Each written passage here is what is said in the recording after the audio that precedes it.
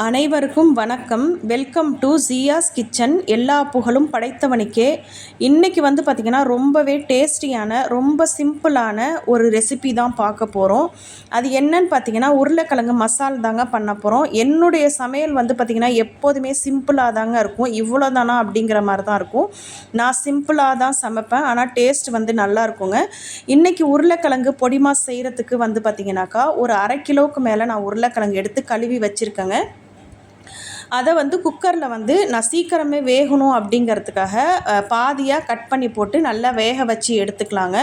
வேக வச்சு எடுத்துட்டு அதுக்கப்புறமா பார்த்திங்கன்னா அந்த தண்ணியை இருத்துக்கோங்க. திரும்ப கொஞ்சம் பச்சை தண்ணியை போட்டு கொஞ்சம் ஆறுனதுமே உரிச்சிட்டு நம்ம பார்த்திங்கன்னா இந்த மாதிரி உருளைக்கிழங்கை ஒன்றும் பாதியுமாக மசிச்சுக்கோங்க. ஒரு சிலருக்கு ரொம்ப ஸ்மாஷ் பண்ணி இருக்கணும். எனக்கு ஒன்றும் பாதியுமாக இருந்தால் போதும். இதுக்கு தேவையான பொருள் நான் என்ன எடுத்து வச்சுருக்கேன்னு பார்த்தீங்கன்னாக்கா ஒரு பெரிய சைஸ் வெங்காயத்தை கட் பண்ணி வச்சுருக்கேன். 4 பச்சை மிளகாய் எடுத்து வச்சுருக்கேன். கொஞ்சமாக இஞ்சி இடித்து வச்சுருக்கேங்க. தேவையான அளவு கருவேப்பிலை எடுத்து வச்சுருக்கேன். இது பார்த்திங்கன்னா தாளிக்கிறதுக்காக எடுத்து வச்சுருக்கேங்க. இப்போ பார்த்திங்கனாக்கா அடுப்பில் ஒரு கடாயை வச்சுக்கலாம். கடாயை வச்சுட்டு தேவையான அளவு எண்ணெய் ஊற்றிக்கோங்க. நான் கொஞ்சமாக தான் ஊற்றிருக்கேன். ரொம்ப எண்ணெய் இருந்தால் ரொம்ப ஏன்னா பூரியும் எண்ணெய் இதுலேயும் எண்ணெய் அதிகமாக இருந்தால் நெஞ்சு கரிக்கும் அப்படிங்கிறதுனால எண்ணெய் ரொம்ப கம்மியாக தான் போட்டிருக்கேன். எண்ணெய் சூடானதுமே பார்த்திங்கன்னா கடுகும் உளுந்தும் போட்டு பொரிய வச்சுக்கலாங்க. பொரிஞ்சதுக்கப்புறமா அதுக்கப்புறமா பார்த்திங்கனாக்கா கடலைப்பருப்பு போட்டுக்கிறேன். உங்களுக்கு உளுத்தம்பருப்பு வேணும்னா போட்டுக்கோங்க, அப்படி இல்லைன்னா ஸ்கிப் பண்ணிக்கோங்க. கடலைப்பருப்பு கொஞ்சம் ப்ரௌன் கலராக வரணும், ரொம்ப கருக விட்டுறாதீங்க. இப்போ பார்த்திங்கனாக்கா நம்ம கட் பண்ணி வச்சுருக்கிற வெங்காயத்தை போட்டுக்கலாங்க. வெங்காயத்தை போட்டு நல்லா பொன்னிறமாக வறுத்துக்கலாம். வெங்காயம் போட்டுட்டேன். அதுக்கப்புறமா ஒரு 4 பச்சை மிளகாய் கீறி வச்சுருக்கேன். பச்சை மிளகாய் உங்களுக்கு எப்படி வேணுமோ காரத்துக்கு ஏற்ற மாதிரி போட்டுக்கோங்க. நான் கொஞ்சம் காரமாக வேணுங்கிறதுக்காக 4 பச்சை மிளகாய் போட்டுக்கிட்டேன். கருவேப்பிலையுமே போட்டு நல்லா வதக்கி விட்டுக்கோங்க. நல்லா பார்த்திங்கனாக்கா கண்ணாடி பதத்துக்கு வரணுங்க. வெங்காயம் கண்ணாடி பதத்துக்கு வரணும். நல்லா வதக்கி விட்டுட்டு இப்போ பார்த்திங்கனாக்கா நம்ம இஞ்சி இடித்து வச்சுருக்கோம். நீங்கள் துருவி கூட போட்டுக்கலாம். நான் ஈஸியாக இடிக்கிறதுக்கு ஈஸியாக இருக்கும் அப்படிங்கிறதுனால நான் இடித்து வச்சுருக்கேன். அந்த இஞ்சியும் அதில் எடுத்து போட்டுக்கலாம். போட்டுட்டு ஒரு பெரட்டிக்கோங்க. பெரட்டி விட்டுட்டு பார்த்திங்கனாக்கா அதுக்கப்புறமா நீங்கள் எடுத்து வச்சுருக்கிற மசிச்சு வச்சுருக்கிற உருளைக்கிழங்கு அதில் போட்டுக்கோங்க.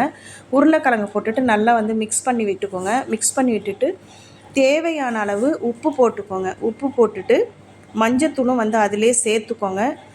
உங்களுக்கு எப்படி கலர் எப்படி வேணுமோ அதுக்கேற்ற மாதிரி மஞ்சத்தூள் சேர்த்துக்கோங்க. உப்பும் தேவையான அளவு சேர்த்துட்டு இப்போ பார்த்திங்கனாக்கா நான் உருளைக்கிழங்கு எடுத்து போட்டுக்கிறேங்க. உருளைக்கிழங்கை போட்டுட்டு தேவையான அளவு தண்ணி ஊற்றிக்கோங்க. உங்களுக்கு எவ்வளோ கிரேவி வேணுமோ அதுக்கேற்ற மாதிரி தண்ணி ஊற்றிக்கோங்க. எனக்கு கொஞ்சம் கிரேவி அதிகமாக வேணும் அப்படிங்கிறதுனால நான் கொஞ்சம் அதிகமாக தான் தண்ணி ஆட் பண்ணிக்கிறேன்.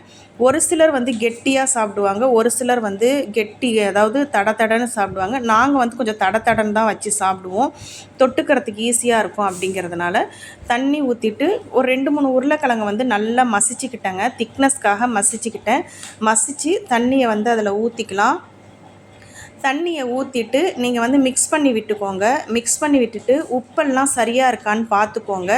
உப்பெல்லாம் சரியாக இருக்கான்னு பார்த்துட்டு ஒரு மூடி போட்டு மூடிக்கோங்க. ஏன்னா ஒரு கொதி வரட்டுங்க. ஒரு கொதி நல்லா கொதிக்கட்டும். உருளைக்கிழங்கும் தண்ணியும் நல்லா மிக்ஸ் ஆகி ஒரு கொதி கொதிக்கணும். உங்களுக்கு தேவைப்பட்டதுன்னா பெருங்காயத்தூள் போட்டுக்கோங்க.